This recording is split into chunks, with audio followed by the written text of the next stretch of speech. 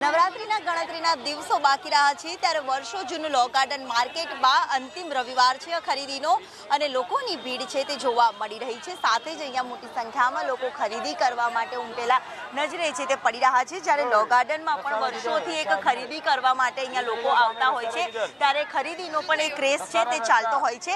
નવરાત્રી નજીક છે, ખેલૈયાઓની खरीदी કેટલી બધી ચાલી રહી છે?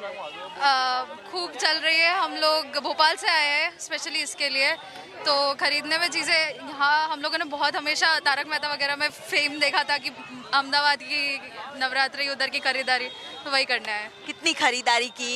अभी तक के हमने सबने मिला के 7-8 लोगों ने 10-15 हज़ार तो खर्च करी दी है। यहाँ के ट्रेडिशनल कितने अच्छे लगे आपको? बहुत खूब सुंदर। हम लोग तब से खाना भी यही सब खा रहे हैं, तो खमन, दबेली, ये सब खूब મજા આ રહી છે। ખાણીપીણીની મજાની સાથે અહીંયા લોકો ખરીદી કરતા નજરે છે તે પડી રહ્યા છે અને માર્કેટમાં નવરાત્રી નજીક છે ત્યારે ખરીદી ખેલૈયાઓ કરી રહ્યા છે। કઈ કઈ ખરીદી કરવાની શરૂ કરી છે? ચણિયા ચોરીથી મારી કટલરી સુધી બધું બહુ જ મજા આવે છે। એન્જોય, ભલે વરસાદની મોસમ છે પણ ખરીદીમાં બહુ જ ઉત્સાહ છે અને મજા આવે છે। એટલે ખેલૈયાઓ ગરબે રમવા માટે પણ એક્સાઇટમેન્ટ તૈયાર જ છે। વરસાદ પડશે, બારિશ આવશે તો પણ ખેલૈયા તૈયાર જ છે।